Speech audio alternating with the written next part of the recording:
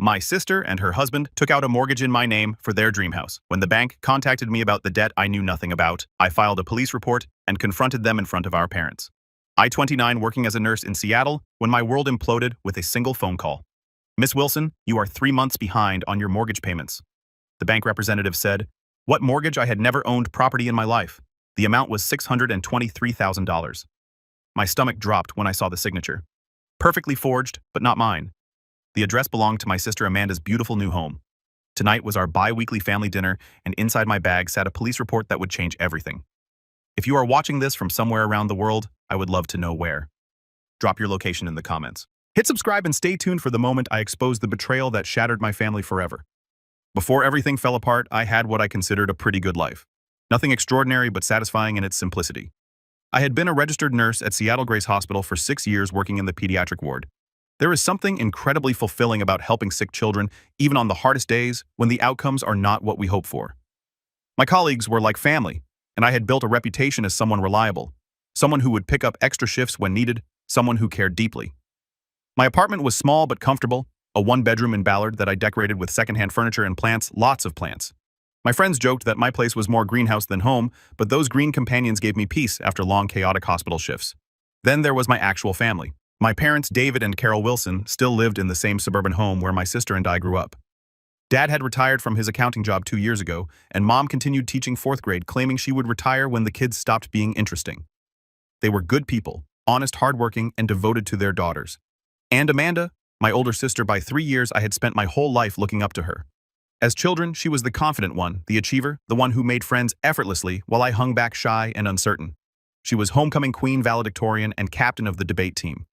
I was the quiet, studious one who found my voice only after college. But there was never any resentment between us, at least none that I acknowledged. I was proud of her accomplishments and grateful for her protection when kids tried to bully me in middle school. As adults, we had remained close despite our different paths. Amanda went into real estate and built a successful career selling luxury properties around Seattle. She married Brian Parker, a financial advisor, 5 years ago. They made a striking couple, both tall, athletic, and perpetually tanned from their frequent vacations to tropical destinations. Their social media pages were catalogs of carefully curated perfection, sunset cocktails, charity galas, and matching tennis outfits. Meanwhile, I remained single, focused on my career and the occasional disastrous date that my co-workers insisted on setting up. Our lives could not have been more different, but we still met for coffee every few weeks, and our family gathered for dinner twice a month.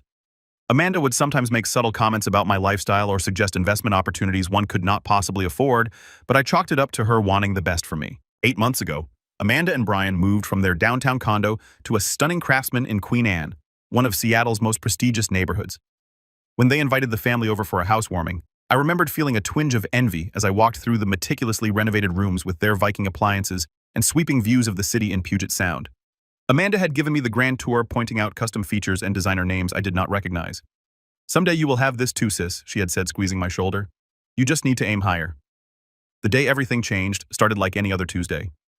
I was halfway through my shift helping a 7-year-old boy named Tyler change his bandages after an appendectomy when my phone vibrated in my pocket. I normally would not answer during patient care, but I had been waiting for news about my elderly neighbor who had been hospitalized the previous night. I excused myself after ensuring Tyler was comfortable. "Hello, this is Heather," I answered, stepping into the hallway. "Miss Wilson, this is Craig Donovan from Washington Mutual Bank. I am calling about your missed mortgage payments. We have sent several notices, and I am afraid if we do not resolve this soon, we will have to begin foreclosure proceedings." I felt a flutter of confusion. "I am sorry, there must be some mistake. I do not have a mortgage. I rent my apartment." The banker's voice took on a slightly condescending tone. "Miss Wilson, according to our records, you took out a mortgage for $623,000 in January for a property on Highland Drive. You made payments for the first 3 months, but we have not received anything since April." My mind raced. Highland Drive sounded familiar. Was not that Amanda's street? "This is a mistake," I insisted, my voice rising enough that a passing nurse gave me a concerned look. "I have never purchased property. My credit is not even good enough for a mortgage that size. I am a nurse, not a surgeon." There was a pause. "Then the application shows an annual income of $192,000 and a credit score of 782 at the time of application. We have all the documentation, Miss Wilson, including your signature on multiple forms. Perhaps you could come into the branch to review the paperwork." The conversation continued in this surreal vein for several more minutes before I agreed to visit the bank after my shift. I returned to Tyler's room on autopilot, my mind spinning with possibilities of clerical error, identity theft. But the address, that could not be coincidence. At the bank, Richard Peterson, the branch manager, laid out a folder of documents that made my stomach sink further with each page. Loan application, income verification, credit check, authorization, closing papers, all bearing what appeared to be my signature. And there it was in black and white. The property address matched Amanda's new house. Could I get copies of all of this? I asked, my voice sounding distant, even to my own ears. Richard hesitated. Technically, these are already your copies, but given the circumstances, I can make duplicates. He studied my face. Miss Wilson, if you did not apply for this mortgage, I strongly suggest you contact the police. This appears to be identity theft and possibly fraud. I nodded numbly, but inside a voice was screaming. Not just any identity theft. My sister, my own sister, had stolen my identity to buy her dream house. The days following my visit to the bank became a blur of anxiety, disbelief, and methodical investigation. I called in sick to work for the first time in 2 years, unable to focus on patient care when my own life was unraveling. My apartment, once my sanctuary, now felt like a cage where I paced endlessly, alternating between rage and confusion. Could there be another explanation? Perhaps Amanda had made some terrible administrative mistake. Maybe she'd intended to use her own name, but somehow mine got entered incorrectly. But as I stared at the documents Richard had copied for me, that hopeful theory crumbled. This was deliberate. Someone had carefully forged my signature on multiple documents. Someone had provided my social security number, birth date, and employment history. Someone who knew me intimately. My first call was to Equifax. The customer service representative sounded bored until I explained the situation. Then her tone shifted to practiced sympathy. Let me pull up your credit report, Miss Wilson. The clicking of a keyboard, then a pause. There are several accounts here that appear to have been opened in the past year. The mortgage is the largest, but there's also a home equity line of credit for $150,000, 3 credit cards with limits between $20,000 and $30,000 each, and a personal loan for $45,000. I felt physically ill. All of these are fraudulent. I didn't open any of them. I understand, ma'am. I am initiating a fraud alert on your account immediately, and I'll send you instructions for filing a formal dispute for each account. You should also contact the other credit bureaus right away. By the end of that day, I'd spoken to all 3 major credit bureaus, placed fraud alerts, and discovered that my credit score, once a respectable 724, had plummeted to 546 due to the missed mortgage payments and maxed out credit cards I knew nothing about. The next morning, I met with Diane Schwartz, a financial advisor recommended by a colleague. Her office was warm and inviting, but nothing could ease the knot of dread in my stomach as I slid the bank documents across her desk. This is definitely identity theft, she confirmed after reviewing everything. And I have to say, it's quite sophisticated. Whoever did this knew exactly what information would be needed to pass verification checks. It was my sister, I said, speaking the accusation aloud for the first time. The house is hers. She's living in it right now. Diane's expression shifted from professional concern to genuine shock. That complicates things. Family fraud is unfortunately common, but it presents unique challenges both legally and emotionally. What should I do? Legally, it's clear. You need to file a police report. Without that, the banks won't recognize you as a victim rather than a participant. But I understand if you're hesitant to potentially send a family member to jail. I was hesitant. Despite the mounting evidence, I still couldn't fully process that Amanda, my protector, my role model, would do this to me. There had to be more to the story. Before going to the police, I decided to gather more information. I contacted a handwriting expert named Marcus Bell, who compared the signatures on the mortgage documents to samples of my actual signature from my passport and work documents. These are forgeries, he concluded after careful examination. Good ones, but forgeries nonetheless. See these pressure points and the slight hesitation in the loop of the age. The forger was trying to be careful to mimic rather than write naturally. Could you testify to that if needed, I asked. Marcus nodded. I'd need to do a more formal analysis, but preliminarily, yes. Next, I began investigating Amanda's finances, which proved more difficult. As her sister, I had no legal right to her financial information. But through social media and casual conversations with mutual friends, I pieced together troubling patterns. Despite their apparent wealth, Amanda and Brian had been facing financial difficulties for at least 2 years. Her real estate business had suffered during a market downturn. Brian had left his previous firm under circumstances no one would discuss clearly, and his new independent advisory business wasn't attracting the high net worth clients he'd anticipated. Yet their lifestyle hadn't changed. If anything, they'd become more extravagant with a new boat and membership at an exclusive country club. The most damning evidence came from my friend Stephanie, who worked at a luxury car dealership where Amanda had purchased a new Mercedes. I probably shouldn't tell you this, Stephanie said over coffee, but when they ran her credit for financing, it was a mess. Brian ended up paying cash, but I overheard them arguing about it in the parking lot. He said something like, "We can't keep doing this." The house was risky enough. The house, my house. According to the bank, I also discovered multiple credit accounts opened in my name, all linked to online statements with the contact email being a slight variation of my actual address. Heather Wilson, 883@gmail.com, instead of my real Heather Wilson, 1993@gmail.com. Easy to miss in verification processes, but clearly deliberate. Every new piece of information felt like another weight on my chest, making it harder to breathe, harder to deny the truth. My sister, whom I trusted completely, had stolen my identity to finance a lifestyle she couldn't afford. She'd thrown me under the bus without hesitation, leaving me to deal with the financial and legal fallout when it all inevitably collapsed. After a week of investigation, I could no longer avoid the necessary step. With a heart that felt like lead, I drove to the Seattle Police Department's Financial Crimes Unit and asked to file a report for identity theft and fraud. The Seattle Police Department's Financial Crimes Office was nothing like the dramatic police stations from television shows. Instead, it occupied part of a nondescript municipal building with fluorescent lighting and outdated furniture. I sat in a hard plastic chair for nearly an hour before a detective could see me clutching a folder containing all the evidence I'd gathered. Heather Wilson, a woman in her 40s with short brown hair and tired eyes, approached. "I'm Detective Rachel Thompson. Sorry about the wait. Follow me." She led me to a small interview room with a table, 3 chairs, and absolutely nothing else except a wall-mounted camera in the corner. Detective Thompson noticed me eyeing it. "Standard procedure," she explained. "Helps protect both you and us. Now I understand you're here to report identity theft." "Yes," I said, my voice smaller than I intended. "By my sister." Something flickered in Detective Thompson's expression, surprise, maybe even sympathy, before her professional demeanor returned. "I see. That's unfortunately more common than you might think. Tell me everything from the beginning." For the next 2 hours, I walked her through the whole story. The bank called the mortgage, which I never applied for. The credit cards and loans, opened in my name. The house my sister was living in, purchased with my stolen identity. Detective Thompson took detailed notes, occasionally asking clarifying questions. She seemed particularly interested in the timeline and how Amanda might have obtained my personal information. "Do you share any financial accounts, safety deposit boxes? Has she ever lived with you as an adult?" "No to all of those, but we're close." Or, "I thought we were. She's been to my apartment countless times. My important documents are in a file cabinet in my home office, not locked." I felt foolish admitting this. I never thought I needed to protect myself from my own sister. Detective Thompson's expression softened slightly. "No one expects this from family. It's not your fault." After I finished my account, she leaned back in her chair. "Miss Wilson, I want to be clear about something. Filing this report means we will investigate fully. And if the evidence supports your claims, your sister could face serious criminal charges. Identity theft and mortgage fraud are felonies. She could go to prison. Are you prepared for that?" The question hit me like a physical blow. Was I prepared to be responsible for sending Amanda to prison, for destroying her life, her marriage, her career? I thought about our childhood, how she taught me to ride a bike, helped me with homework, stood up for me against bullies. I thought about our parents who would be devastated. But then I remembered my ruined credit score, the $623,000 debt in my name. The violation of trust so profound I could barely comprehend it. "Yes," I said finally. "I need to protect myself. If she faces consequences for what she did, that's her responsibility, not mine." Detective Thompson nodded. "I understand this is difficult. We'll handle the investigation with discretion, but I can't promise confidentiality, especially if charges are filed. These cases become public record." "I understand." She pushed a form across the table. "This is the official identity theft report. Read it carefully before signing." As I signed the report, my real signature, not the forged one on the mortgage documents, I felt a strange mix of relief and dread. The machinery of justice was now in motion, and I couldn't stop it even if I wanted to. Stephanie was waiting for me in the lobby.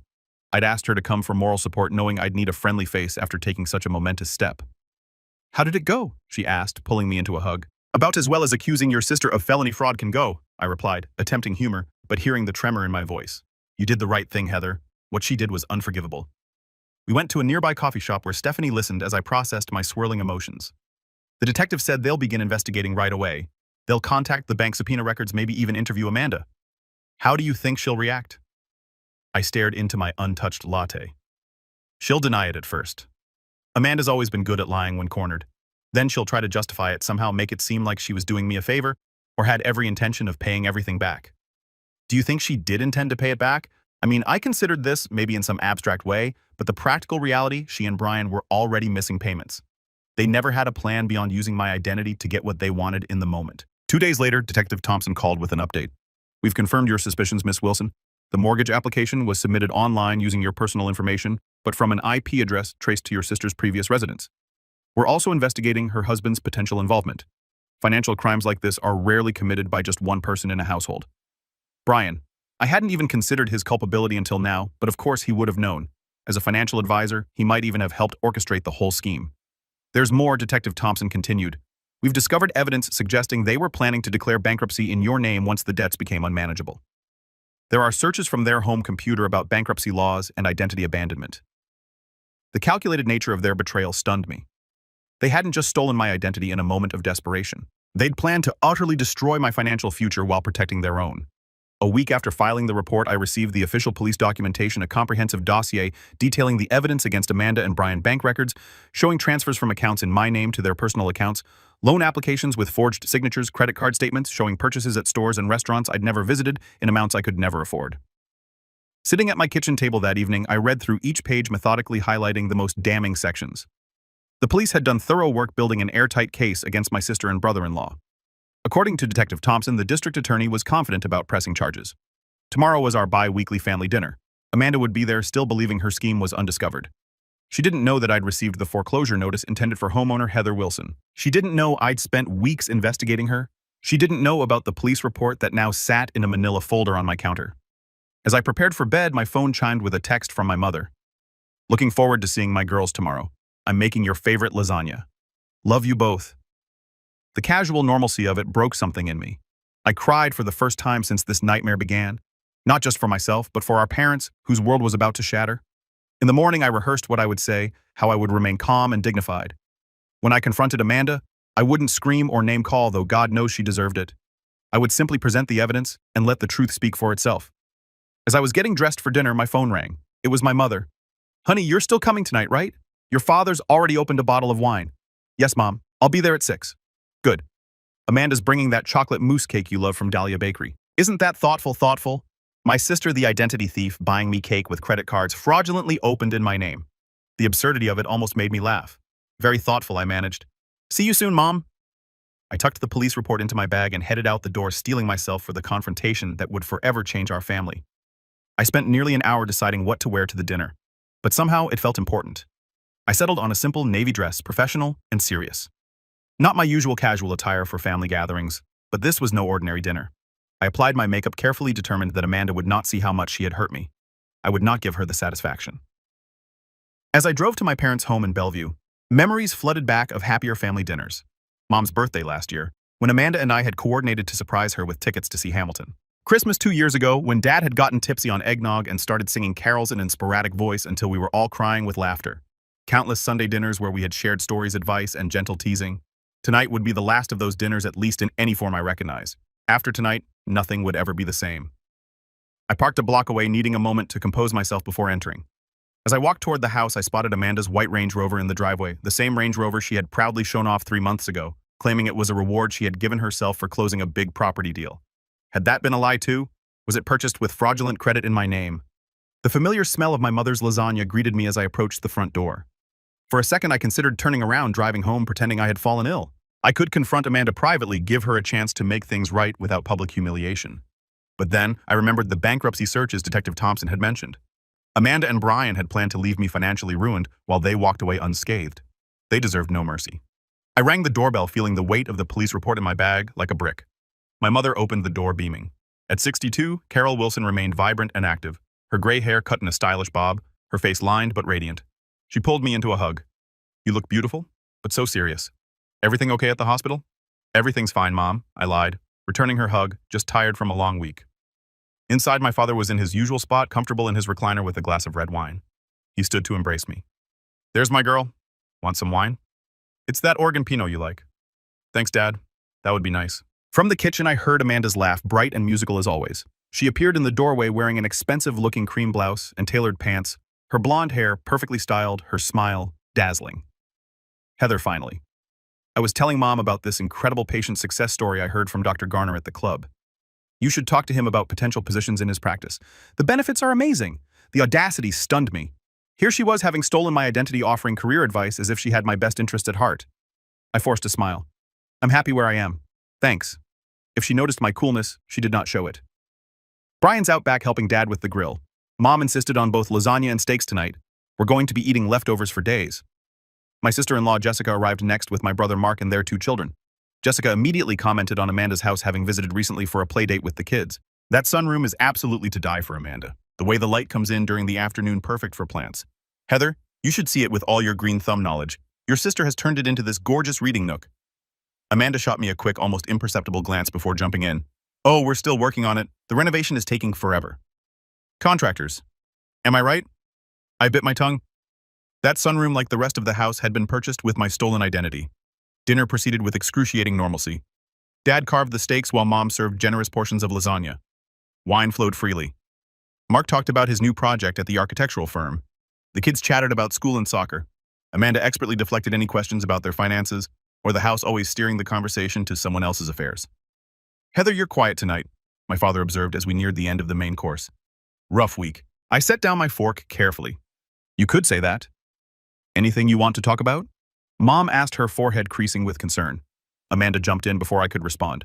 Oh, leave her be, Mom. Not everyone needs to process everything out loud like me, she laughed, flipping her hair. Some people just need to mull things over privately. The irony was almost too much. Here was Amanda, who had committed crimes that would soon become very public record, advocating for my privacy. Actually, I said, meeting my sister's eyes directly, there is something I need to discuss with all of you. A flicker of unease crossed Amanda's face, quickly replaced by her usual confident smile. Sounds serious. Let's at least have dessert first. I brought that chocolate mousse cake from Dahlia that you love, Heather. That can wait, I said firmly. The table fell silent. Even the kids sensed the sudden tension, their playful banter ceasing. Mark, why don't you take the children into the living room? My mother suggested, her instincts for family drama finely tuned after decades of mediating between siblings. I think they've been promised some screen time. Once the children were settled with tablets in the other room, I reached into my bag and pulled out the manila folder. My heart pounded so loudly, I was certain everyone could hear it. Amanda's eyes fixed on the folder, her smile faltering slightly. What's that, honey? My father asked. I took a deep breath. The moment had arrived. There was no turning back. This, I said, placing my hand on the folder, is a police report. The silence around the table deepened. My mother's eyes widened. My father set down his wine glass carefully.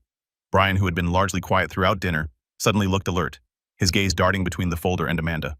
A police report, my mother echoed. Heather? What happened? Are you all right? I'm not all right, Mom. I've been the victim of a crime. I looked directly at Amanda as I slid the folder across the table toward her. Identity theft and fraud, to be specific. Amanda did not touch the folder. Her face had gone very still, her usual animated expressions frozen. What are you talking about? She asked, her voice unnaturally high. Open it, I said quietly. Brian placed his hand on Amanda's arm. Maybe we should discuss this privately, Amanda. There's nothing to discuss, she responded quickly, still not touching the folder. Heather's obviously confused about something. My father, never one for tension or confrontation, tried to lighten the mood.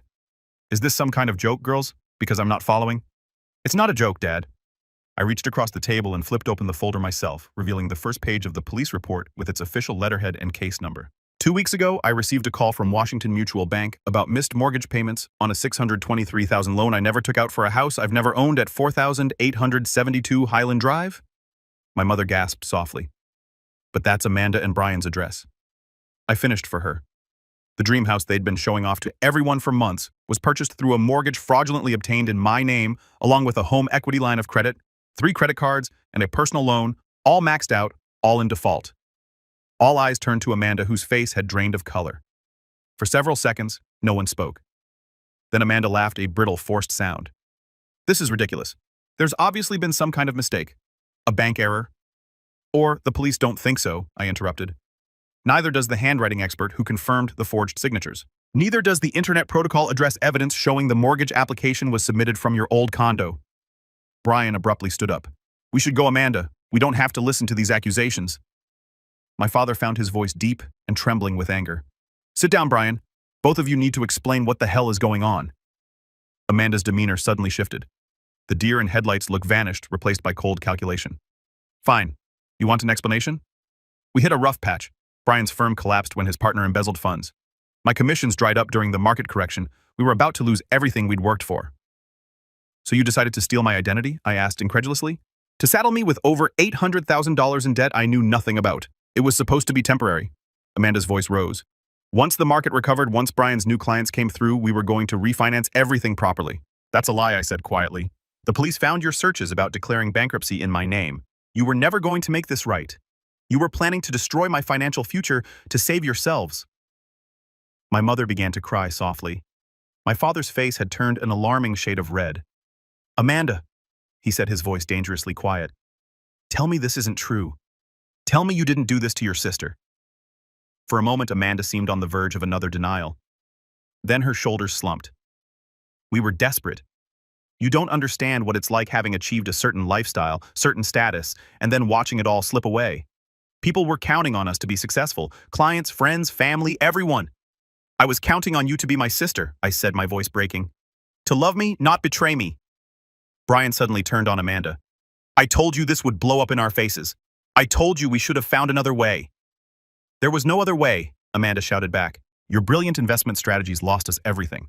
What was I supposed to do? Not commit felony fraud using your sister's identity, Brian retorted. Do you have any idea what this means? We could go to prison, Amanda? My parents watched this exchange in stunned silence. Then my father stood up, his hands shaking. Get out, both of you. Get out of my house.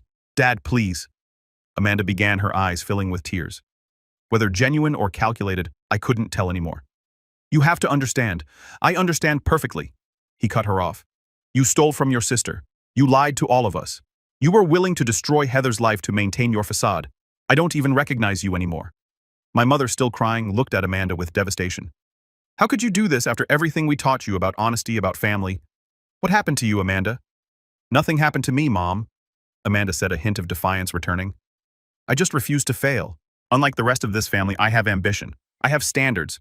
Do you think I wanted to end up like Heather, living in a tiny apartment with plants as my only companions? The casual cruelty of her words stunned me. Is that what you really think of my life? That it's some kind of failure because I don't have a mansion or a luxury car? You could have had more, Amanda said bitterly. You're smart enough, but you've always settled for less. Honestly, it's not like you were even using your good credit score for anything important. Brian grabbed her arm. Enough, Amanda. We're leaving now. He turned to me, his expression a mixture of anger and fear. This isn't over, Heather. You have no idea what you've done by filing that report. I know exactly what I've done, I replied steadily. I've protected myself from criminals. That's what you both are. Criminals. And now you'll face the consequences. As they gathered their things to leave, my mother called after Amanda. The police. Will they arrest you? Amanda paused at the door. For a moment, her mask slipped and I saw genuine fear in her eyes. I don't know, Mom. Probably. After they left, the three of us sat in stunned silence. My father poured himself another glass of wine, his hands still shaking. My mother wiped her tears with a napkin, looking suddenly older than her years. I should have seen it, she said finally. All those extravagant purchases, the house we knew they couldn't afford. I just thought they were being irresponsible with their money, not this. None of us saw it, I said, reaching for her hand. I never imagined Amanda capable of something like this. Not to a stranger, and certainly not to me. My father looked at the police report still open on the table. What happens now? The district attorney will decide whether to press charges. Given the evidence, Detective Thompson thinks it's almost certain. Amanda and Brian will be arrested probably within the week. And the debts my father asked ever the accountant, the mortgage, the credit cards, I'm working with the banks to clear my name. It's a long process, but the police report helps establish that I'm the victim, not a willing participant. My credit is still destroyed, at least for now. We sat together for hours that night, processing the shock, the betrayal, the uncertain future. My brother Mark returned from putting his children to bed and we explained everything. His initial disbelief gave way to rage on my behalf. I'll testify against her if needed, he said fiercely. What she did to you is unforgivable. As I drove home that night, I felt hollowed out, as if something essential had been scooped from my chest. I had done what was necessary to protect myself, but there was no satisfaction in it, only grief for the sister I thought I knew, and the family that would never be the same. The immediate aftermath of that fateful dinner felt like scenes from someone else's life, a television drama I was somehow starring in without having auditioned for the role. 3 days after the confrontation, Detective Thompson called to inform me that arrest warrants had been issued for both Amanda and Brian. They were taken into custody at their home, my home according to the fraudulent mortgage, and charged with multiple felonies. Identity theft, fraud, forgery, and conspiracy. Their arrests made the local news. Prominent Seattle realtor and financial advisor charged in identity theft scheme read the headline. The article mentioned that the victim was Amanda's sister, though thankfully withheld my name. Still, anyone who knew our family could easily figure it out. My phone buzzed constantly with messages from concerned friends, distant relatives, and even former classmates who had connected the dots. I turned it off, unable to face the well-meaning but intrusive questions. How are you holding up? Did you know what they were doing? Are they going to prison? My parents retreated into a shell of shock and humiliation. Dad stopped attending his weekly golf games, unable to face friends who had undoubtedly seen the news. Mom took a leave of absence from teaching, claiming health issues. Their social circle, built over decades in the same community, suddenly felt threatening rather than supportive. Everyone must be talking about us, Mom said during one of my visits to their home. She hadn't bothered to style her hair or apply makeup, unlike her usual put-together appearance, wondering where we went wrong with Amanda. You didn't go wrong, I assured her though. Part of me wondered the same thing. Had there been signs of Amanda's moral flexibility that we had all missed or excused over the years, small dishonesties that had escalated when the stakes got higher? Your father can barely sleep, she continued. He keeps saying he should have taught her better values, as if this is his fault somehow. The pressure from my family to drop the charges began subtly at first, then grew more insistent as the reality of Amanda's situation became clearer. She and Brian had been released on bail but were required to surrender their passports. Their assets were frozen, including the house which the bank was now moving to reclaim. She made a terrible mistake, my mother pleaded over the phone one evening. But she's still your sister, still, our daughter. Couldn't you ask the district attorney to reduce the charges? Maybe some kind of probation instead of prison. Mom, she stole my identity. She planned to declare bankruptcy in my name. Do you understand what that would have done to me? I wouldn't have been able to rent an apartment, get a car loan, maybe even keep my job if it required a security clearance. She was willing to destroy my life. I know, honey. What she did was inexcusable, but she has 2 young children. Think about your niece and nephew growing up without their mother. That was the hardest part. Harper and Ethan, 5 and 7, innocent in all this. I adored those children, had babysat them countless times, brought them special treats from my travels. Now they might lose their parents to incarceration because of my police report. My resolve wavered. Maybe I could talk to the district attorney about a plea deal. Maybe there was a way for Amanda to make restitution without serving time. It was Stephanie who helped me regain my perspective during a much-needed night out at a bar far from my usual haunts. Listen to me, she said, setting down her vodka tonic firmly. Amanda chose to commit multiple felonies. Amanda chose to victimize her own sister. Amanda chose to put her children at risk by engaging in criminal behavior. None of that is on you. The consequences are hers to bear, not yours to ameliorate. Your parents are doing what parents do, trying to protect their child, but they're protecting the wrong child in this scenario. You're the victim here, Heather. Don't let them make you feel guilty for standing up for yourself. She was right, of course. And when I met with the district attorney the following week, I made it clear that I was not interested in dropping or reducing the charges. Miss Wilson, I want to commend your resolve, said Prosecutor Natalie Chen. Many identity theft cases involving family members never make it to court because victims withdraw under family pressure. But these crimes have real consequences and they merit real punishment. The legal proceedings moved forward with excruciating slowness. Preliminary hearings, motions filed by expensive defense attorneys, continuances, and delays. Through it all, I had to continue working, paying my bills, and attempting to repair my shattered credit. I'll never forget the day Amanda and Brian finally accepted a plea deal 9 months after my confrontation at the family dinner. I sat in the courtroom watching as my sister, thinner, now her designer clothes replaced by a modest navy suit, stood before the judge. Amanda Parker, you have pleaded guilty to 1 count of identity theft, 1 count of fraud, and 1 count of conspiracy, the judge stated. Before I pronounce sentence, do you wish to make a statement? Amanda turned slightly, her eyes finding mine in the gallery. For a moment, I saw a flicker of the sister I had grown up with. Vulnerable, human, flawed. I want to apologize to my sister, she said, her voice steady but subdued. What I did was unforgivable. I betrayed your trust in the worst possible way, and I'll regret it for the rest of my life. I was selfish and desperate and terrified of failure, but that's no excuse for hurting the person who has always supported me and believed in me. I'm so sorry, Heather. The judge sentenced Amanda to 18 months in federal prison, with Brian receiving 12 months. Both would serve 3 years of supervised release afterward and were ordered to pay full restitution, though how they would manage that without their careers remained unclear. As Amanda was led away, our eyes met one final time. There was so much unsaid between us, so much damage that might never be repaired. I didn't know if I could ever forgive her, but in that moment, I acknowledged the complexity of my feelings. The anger and betrayal intertwined with memories of shared childhood of love that had been real despite everything that came after. The weeks following the sentencing were a blur of practical matters.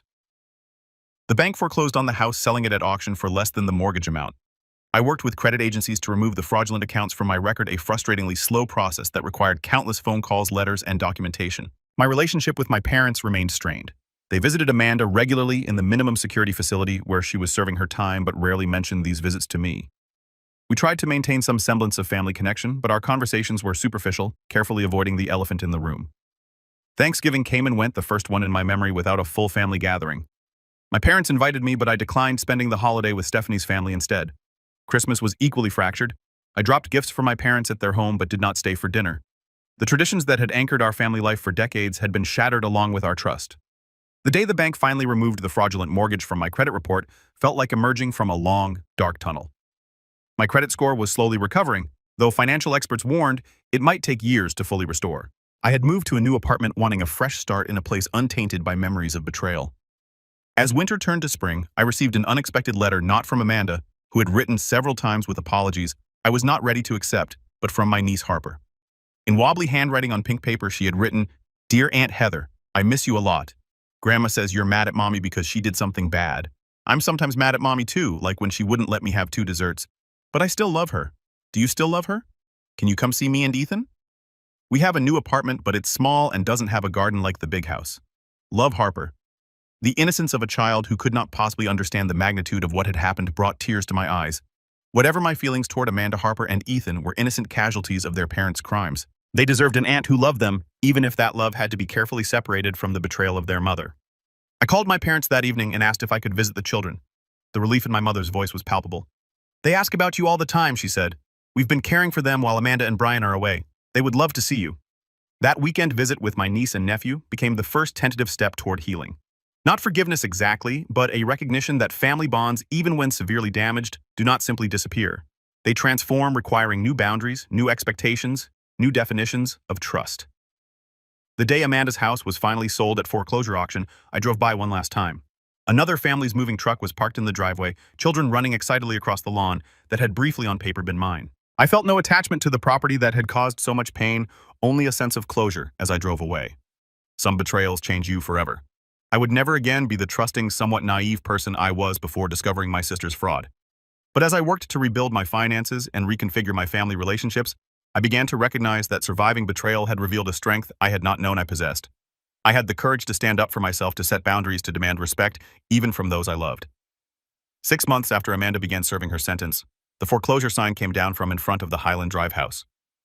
Another family moved in, unaware of the drama that had unfolded within those walls. I drove past, occasionally feeling a strange mix of emotions.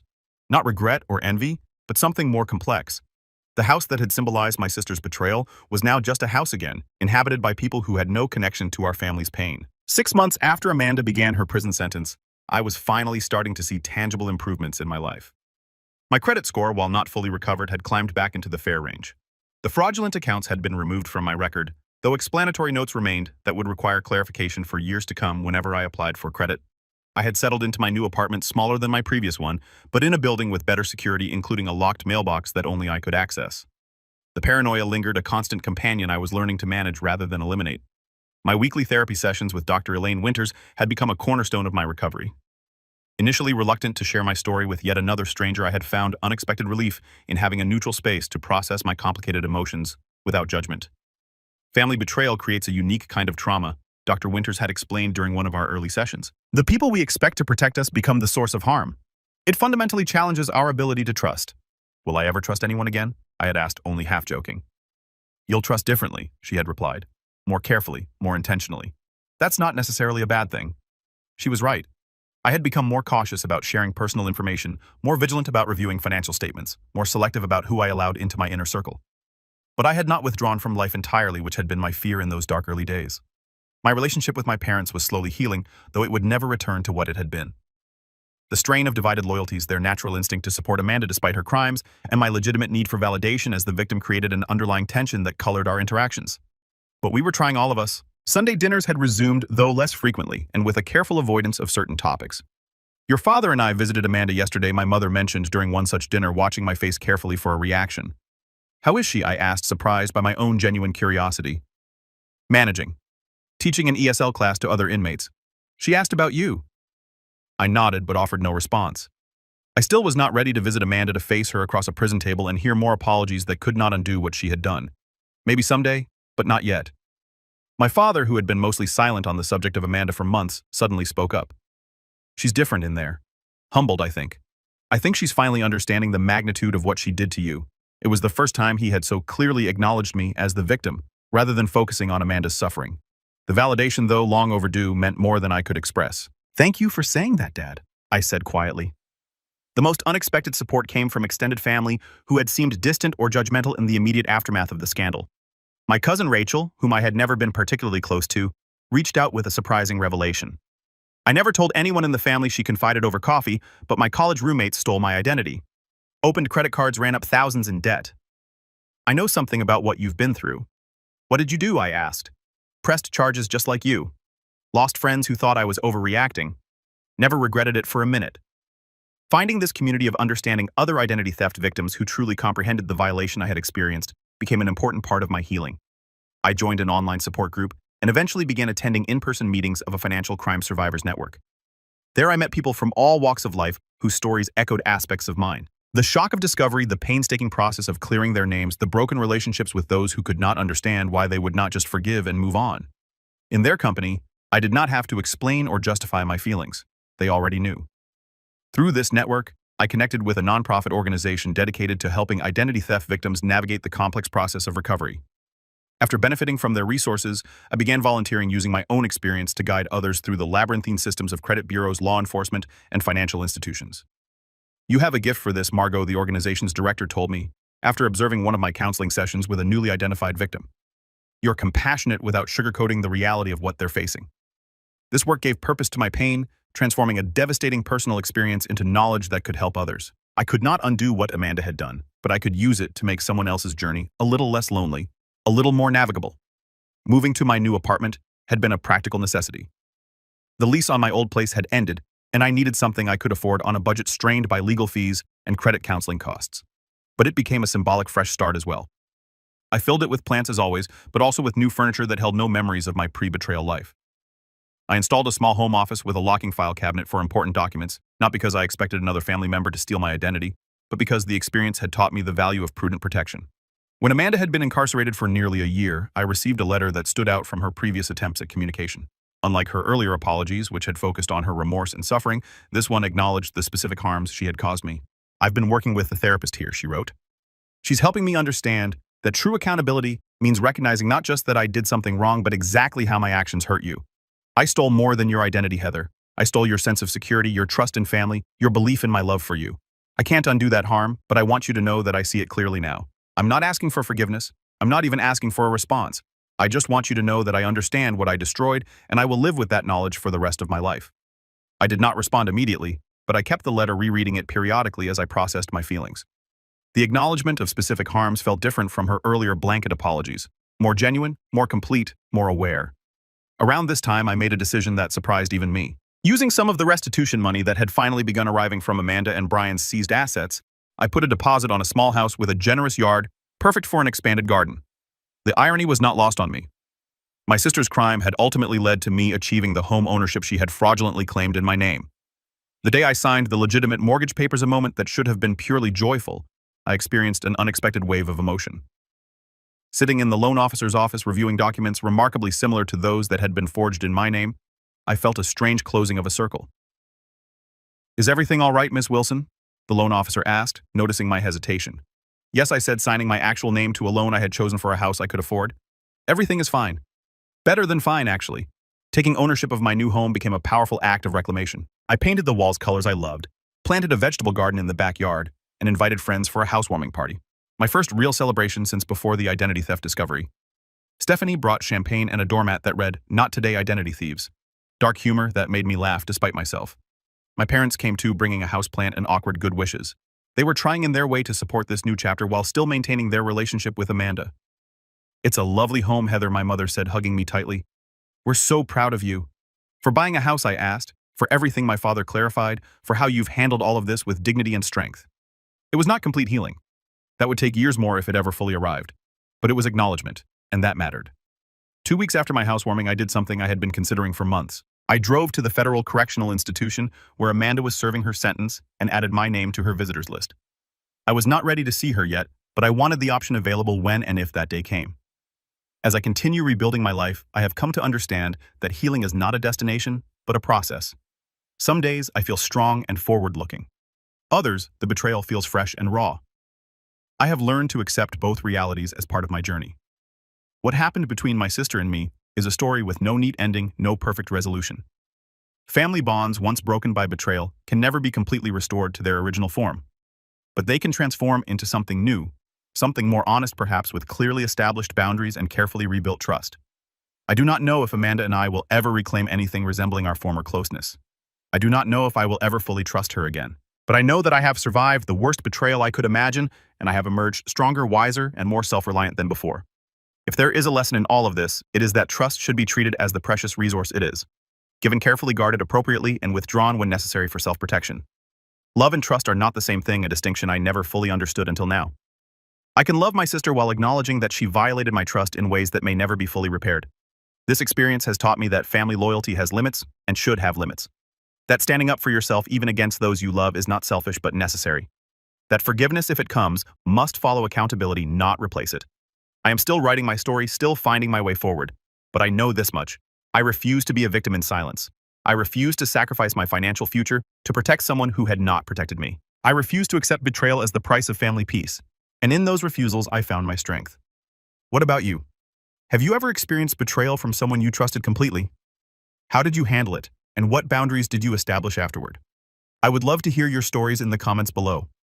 If this account has helped you feel less alone in your own experience of family betrayal, please consider giving it a like and subscribing to my channel for more real-life stories of resilience and recovery. Share with someone who might be struggling with similar issues. Sometimes knowing others have walked the same difficult path can make all the difference. Thank you for listening to my story, and remember, protecting yourself is not selfish. It is necessary for survival and eventual healing.